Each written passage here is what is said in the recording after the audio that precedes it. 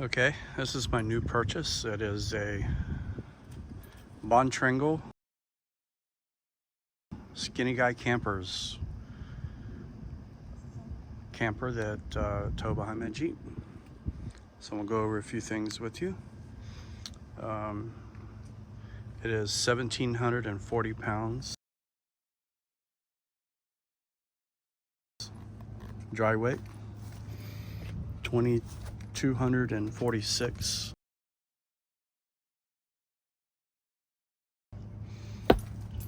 loaded. And let me see if I can, I have to go, I want to show you how to open this here. You have to push both of these down at the same time.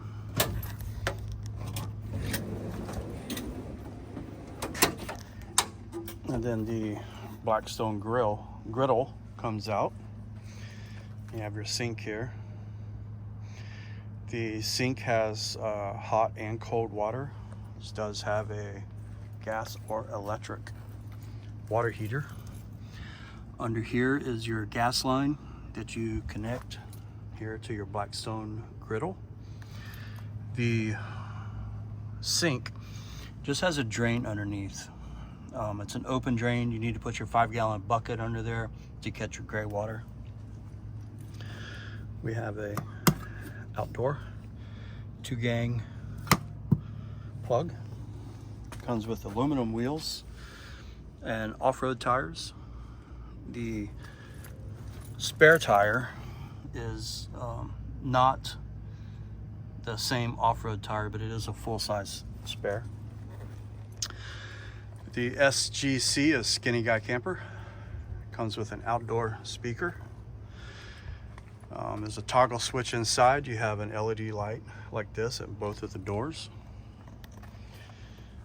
This is a Bontrager 12X model.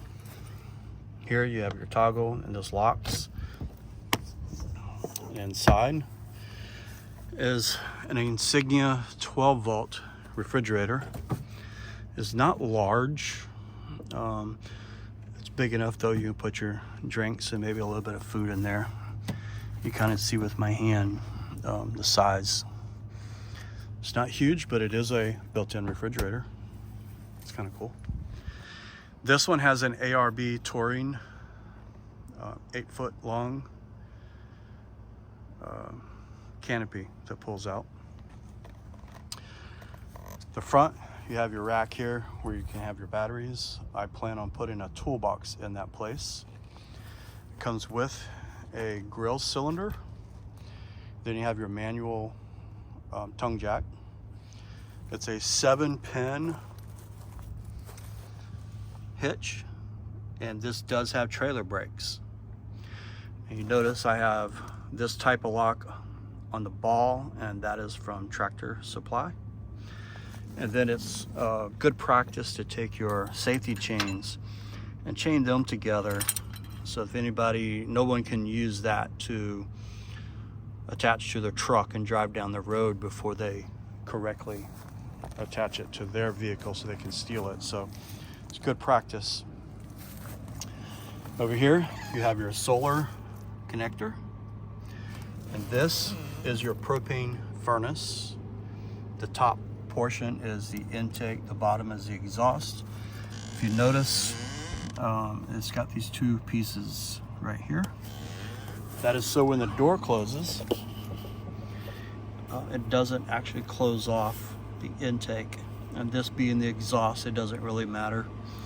And that's the purpose in that. You also have a little door latch if you choose to use it. It's plastic. It's also replaceable if needed. You have your latch. So you have a deadbolt. So the two locks, one is for the deadbolt lock and one is for the handle. This does have screen windows. You unlock the sash up here. You raise it until this plastic piece catches. And then you have a window that is screened in. Over here you have a 5,000 BTU air conditioner. It's got small slits on the bottom that allows the water to drain out, and you'll see water actually run down the camper. So anytime you park this and you level it, if you have the other side half of an inch higher than this side, that might help with that drain a little bit. Here you have your freshwater connection. This is so you can actually just stick your water hose in it and fill it. And the storage for fresh water is 26 gallons. Here you have a gas or electric water heater. So this operates gas or electric. Here you have an outside shower. It's not much of an outside shower, but you can see that you can pull this out and operate it. It's got a little spot there. You can put it if you wish. And you shove it back into the little small compartment. And you close this up and it has a lock. Here you have city water connection. So here at my house, if I wanted to, I could actually connect my water hose to this. Or if you park at a park, you can run their water to this and not use your 26 gallons of water that is stored. Here is your 30 amp connector for shore power, and I just have an extension cord with a really thick extension cord temporarily here at my house. You do have these two drains. They're called low point drains, and that's for people that have to winterize their camper. This allows you to drain whatever you put in the water to keep it from freezing. This is just your typical water drain. If you just want to switch out the water, you would just use that one. It's got leveling jacks on both sides. I'll show you the device that you use. And then you do have a small trailer hitch. This is basically for putting a bike rack back here, or I have one of those storage racks that I can put a cooler on it, maybe some firewood, something like that. It's not meant for super heavy duty stuff. You see the skinny guy camper and the Bontrager. And this is an Armor LT. Inside it is wired for TVs. You have a connector inside, and it's a high gain TV antenna. Here are the vents for the gas appliances inside.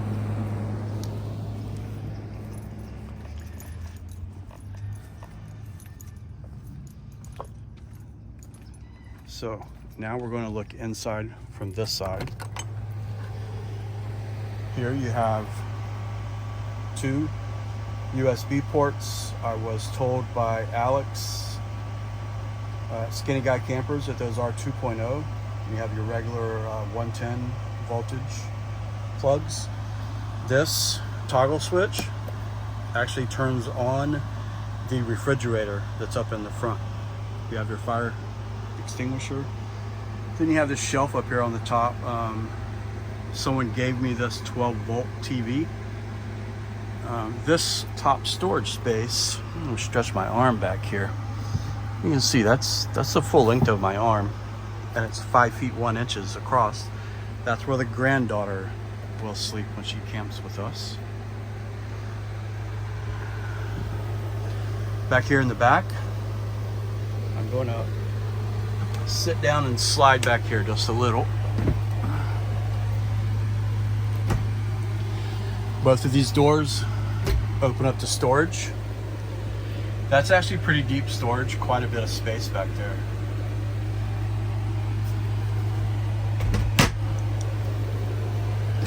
Up here is the TV connection that I was telling you about. Little button on the side for high gain. You have two of these lights, a little push button lights. You have one there, and then you have one up here. Then you also have this fan,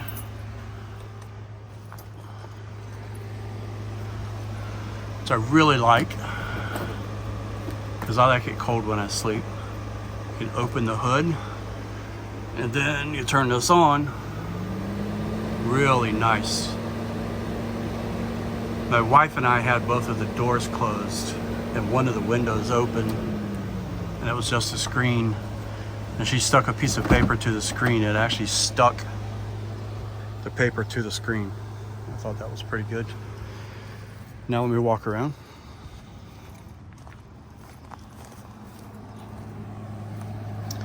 So here you have the propane gas furnace, Suburban.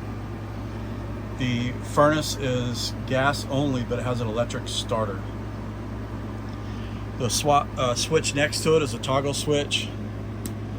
You flip that, and those are your LEDs.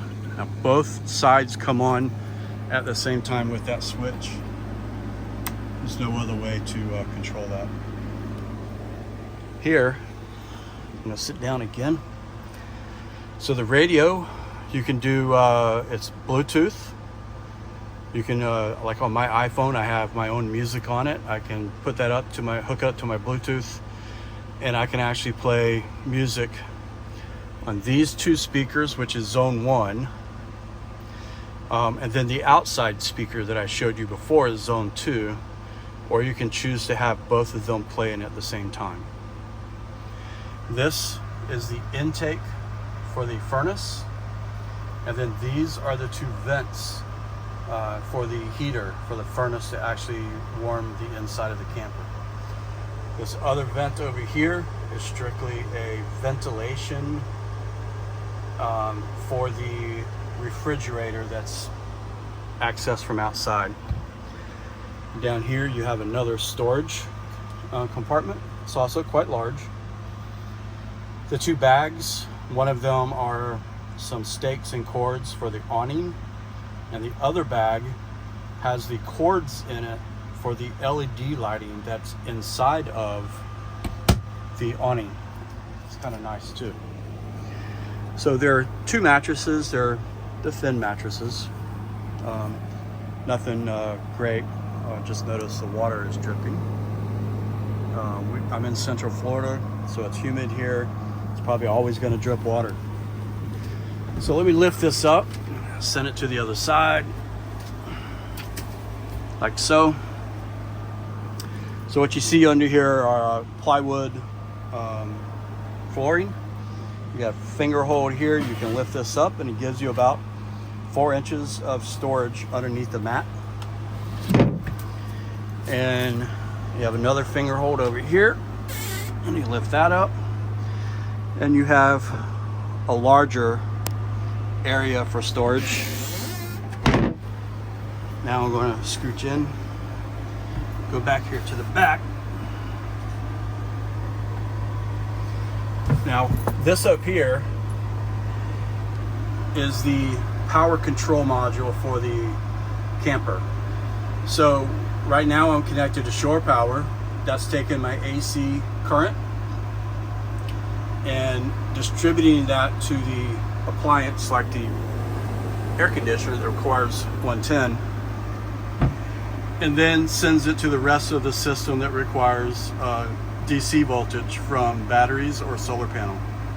That is not a solar panel controller. That controls the power that's supplied to the trailer.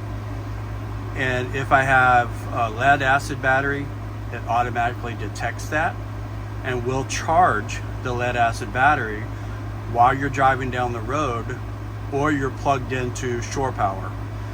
If you have a LiFePO 4 lithium battery, it also automatically detects that and will charge that battery correctly if you're connected to your vehicle or to shore power. And I'm going to shut this AC off. This is a 5000 BTU. I'm going to shut that off. Okay, remember earlier I said the water heater is gas or electric. So you have your two toggle switches. You can either turn the water heater and use it with gas, or you can use it electric. The switch next to it is the water pump. So you turn that on, and that's what gives you the water pressure to use the shower or the sink. You notice down here there's an access panel. It is not hinged. There are two push pins that physically hold it into place. And I'm climbing it further in. Most cases you don't need to access this at all, which is why it's only push pin access. And when I say push pin, you see this is what I'm referring to, and it pushes into that. So under here you have your water heater. You also have your water pump. There's a valve where you can bypass the water heater, not use it at all. And in the distance in the back, you can see the railing for the griddle that you pull out. So you can see that in there. Putting this back up is much easier than I originally thought. You put the bottom in first, and then just slide it in. No big deal. Over here, you do have your gas and gas or carbon monoxide tester.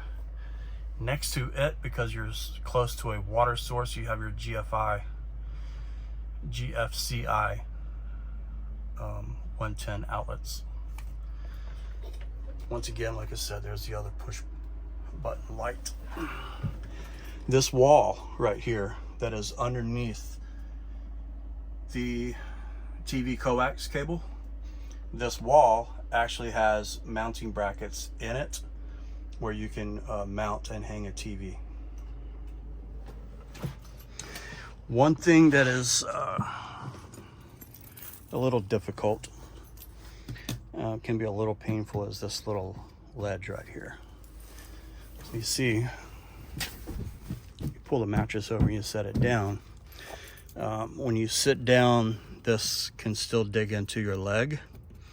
And my first time I went to get in here, I made the mistake.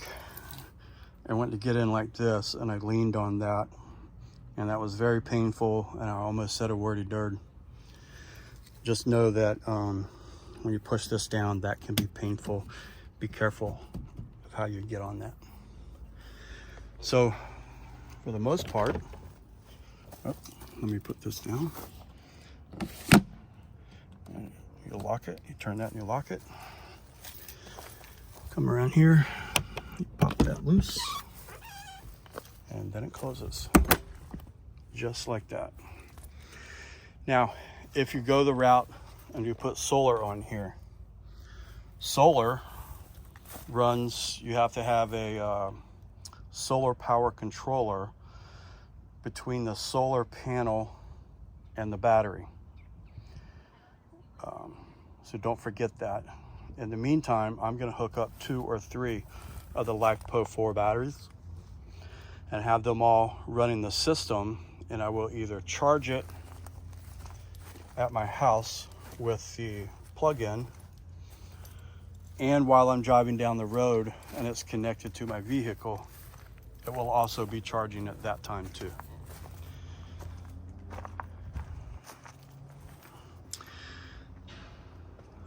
And that is my Skinny Guy Camper Armor LT. I believe it's 15 feet.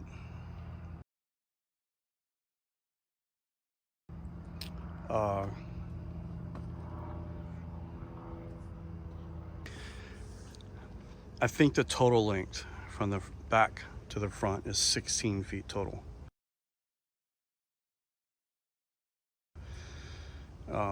And it's called a 12X because I believe that from the front of the trailer, or the front of the actual camper to the rear, is 12 feet. That's the only thing I'm not completely sure on. Oh, one other thing. The axle underneath here is not a straight axle. It actually is, the axle is off to the side and allows each wheel to flex independently. That's also pretty nice.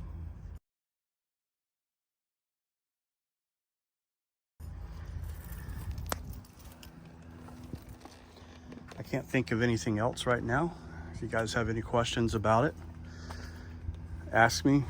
I'm actually learning every day the different aspects of this trailer. As I do other things to it, like put the solar, put the batteries on, I'll probably do other videos. But we'll show you this real quick. The finger access, that's where your gas line, your jack for the leveling jack, and then the supplied 30 amp electrical cord. Then the intended location for your Blackstone griddle goes in here.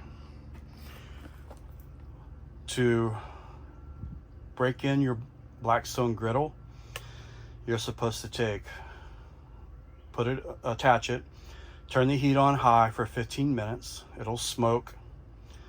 After 15 minutes, you pour some oil on it and you use a paper towel with some tongs, and you evenly distribute that oil all over the griddle. You wait for 15 minutes, you put more oil on it, you evenly distribute it all over it evenly, and you do that at least 3 times. I hear them say you can do it as many times as you want, and that helps to break it in. Once again, I think that's all. If you have any questions, let me know. I have one on hand, and I know there's very few videos about this camper. If you have any questions, if I don't know the answer, I'll come out here and videotape the question and the answer for you, so that you can gain knowledge on this camper. Okay, I did just think of one other thing. According to Alex at Bontrager, I asked about what is the sidewall made of? The sidewall is actually made of a fiberglass compound, and the insulation is R18 according to him.